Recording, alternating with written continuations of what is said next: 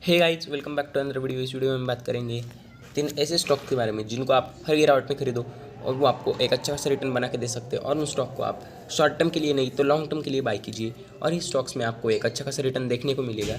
और ये ऐसे स्टॉक्स है जो अपने सेक्टर्स के लीडर है और इस स्टॉक में हमेशा आपको एक अच्छी खासी रिकवरी बनती हुई दिखती है और ज़्यादा करेक्शन देखने को नहीं मिलता।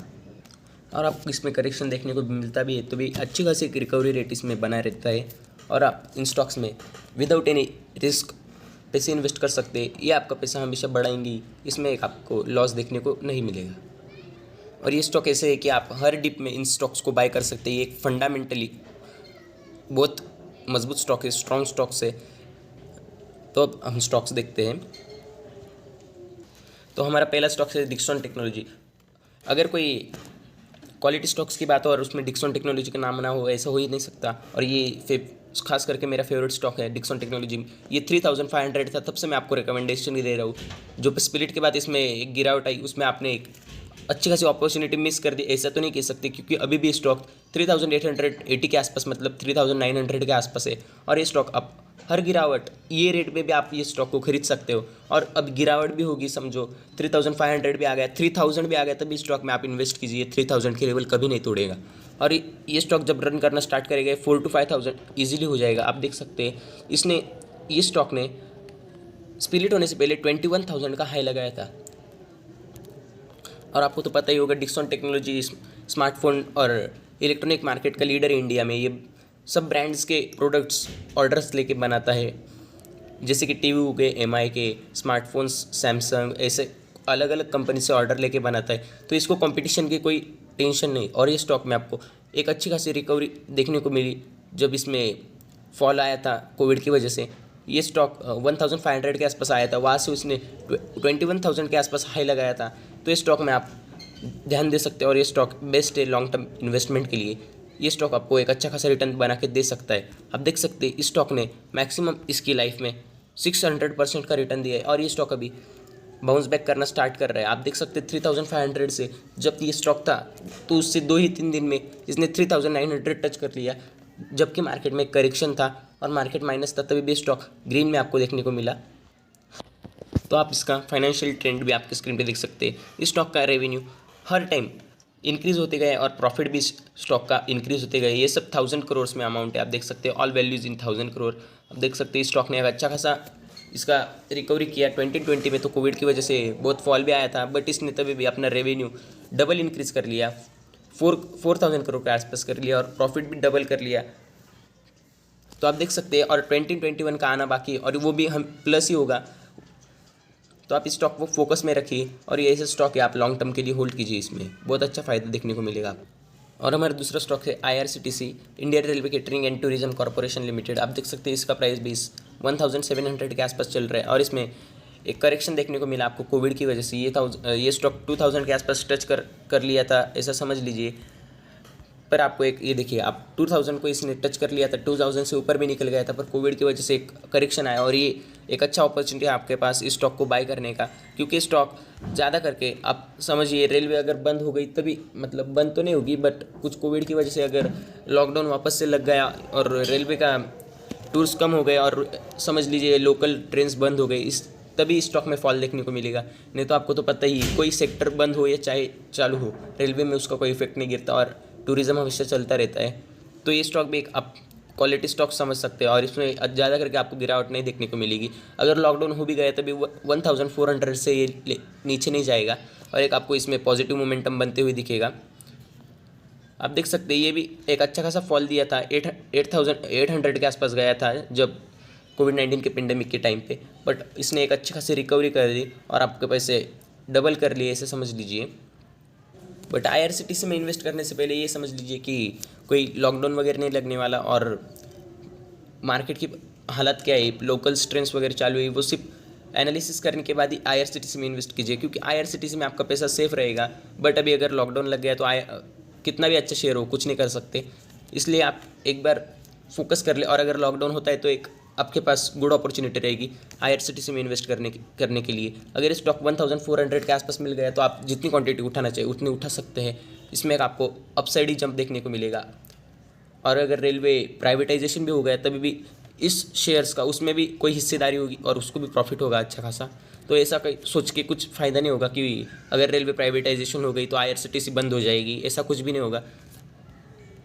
अगर अभी आईआरसीटीसी के ट्रैक से वही ट्रैक्स पे वो ट्रेन चलने वाली है, तो आईआरसीटीसी तो ऐसे थोड़ी बोलेगा फ्री में चलाओ आपकी ट्रेन प्राइवेटाइजेशन हो गई तो आईआरसीटीसी को भी आप फोकस में रखें। और ये एक अच्छा खासा स्टॉक है, ये अच्छा खासा आपको एक मल्टीबैगर रिटर्न बना के दे सकता है आते 5 से 10 साल में। सिर्फ आपको इस स्टॉक को होल्ड करने का है, और अगर इसने 2000 के लेवल तोड़ भी दिए तभी भी प्रॉफिट बुक नहीं करना है और इस स्टॉक को होल्ड करके रखने का, आपको एक अच्छा खासा रिटर्न इसमें देखने को मिलेगा। आप देख सकते हैं अभी एयर में जो अपने एयर ट्रैवलिंग होता है, जैसे एरोप्लेन्स में बहुत कंपनियाँ है, इंडिगो है, इंटर ग्लोबल एविएशन, उसके बाद एयर इंडिया, स्पाइस जेट है, उनके भी शेयर्स लिस्टेड है। बट आप रेलवे में देख सकते हैं ओनली यही एक शेयर है जो रेलवे का मेन काम जो चलाता है। मतलब बहुत से शेयर है वैसे आईआरएफसी, बट वही इसके ही ब्रांचेस है। तो आप सोच सकते हैं रेलवे में सिर्फ एक ही शेयर है और इंडियन रेलवे एक ही है, इसको कोई कंपटीशन नहीं है। और ये स्टॉक अपने फंडामेंटल्स में भी और इसका जो रेवेन्यू जनरेट होता है वो भी अच्छा खासा इंक्रीज कर लेता है ये कंपनी। तो आप इसमें इन्वेस्ट कर सकते हैं और एक गुड क्वालिटी स्टॉक से। और आप इसका फाइनेंशियल ट्रेंड भी आपकी स्क्रीन पे देख सकते हैं। इस कंपनी में भी अच्छा खासा आपको ग्रोथ देखने को मिलेगा। ये सब ऊपर के वैल्यूज़ 1000 करोड़ में है और ये कंपनी एक अच्छा खासा ग्रोथ कर रहा है और आते 10 सालों में इस कंपनी का मार्केट कैपिटलाइजेशन और रेवेन्यू इससे 5 to 10 टाइम्स बिगर होगा और इस कंपनी का शेयर प्राइस भी इससे 5 to 10 टाइम्स बिगर होगा। अगर स्प्लिट नहीं हुआ तो ये शेयर आपको 5 साल में या 10 साल में 5000 के लेवल क्रॉस करते दिखेगा। अगर स्प्लिट नहीं हुआ तो, और स्प्लिट हो गया तो आपको कंपाउंड इंटरेस्ट की पावर तो पता ही होगी। और आप स्क्रीन पे देख सकते हैं आईआरसीटीसी का जो शेयर होल्डिंग चार्ट है वो भी आपके सामने है। आईआरसीटीसी में 87% शेयर्स प्रोमोटर्स के पास है। ये बहुत ही अच्छी खबर है क्योंकि प्रोमोटर्स के पास जितने ज़्यादा शेयर्स रहते हैं उतने शेयर्स की कीमत बढ़ने की चांसेस रहते हैं। और अब यहाँ पे देख सकते हैं जो एफआईआई वाले उनके पास 0.77 है और जो डीआईआई अदर इंस्टीट्यूशनल उनके पास 3% है, पब्लिक के पास 8% शेयर्स है। डीआईआई ने थोड़ी हिस्सेदारी कम की है बट इसमें कोई प्रॉब्लम नहीं है शेयर्स में, और ये शेयर्स में आपको अपसाइड ही जंप देखने को मिलेगा। अगर करेक्शन आता भी है तो एक अच्छी अपॉर्चुनिटी होगी आपके लिए बाय करने के लिए। और हमारा थर्ड और लास्ट शेयर है पॉलीकैब इंडस्ट्री। आप देख सकते हैं पॉलीकैब इंडस्ट्री एक आउट परफॉर्मर कंपनी है और वायर्स और अदर इलेक्ट्रॉनिक्स में भी ये वर्क करती है। वायर्स में ये कंपनी इंडिया में नंबर 1 पे आती है, नंबर 1 रैंक पे। आप देख सकते हैं इसमें भी कुछ खास आपको रिटर्न देखने को नहीं मिला 1 मंथ में, बट जैसे 6 मंथ में आप देखेंगे 54% के आसपास रिटर्न। और एयरटेल डिट में भी स्टॉक ने 42% के आसपास रिटर्न दिया। इसमें ज़्यादा करके आप ऐसा नहीं समझ सकते कि आपको 20% का सर्किट दिखेगा, 10% का सर्किट दिखेगा। ये स्टॉक धीरे धीरे चलता है और ज़्यादा करेक्शन इसमें देखने को नहीं मिलता। सिर्फ जब कोविड आया था तब ये स्टॉक 600 के आसपास गया था, वो भी आपको दिखा दूंगा मैं। 627 रुपीज़ के आसपास गया था स्टॉक, बट उसमें जैसे ही रिकवरी आ गई आप देख सकते हैं स्टॉक ने एक ही साल में आपका पैसा डबल कर दिया। तो आईआरसीटीसी एक ऐसा स्टॉक है जो आपको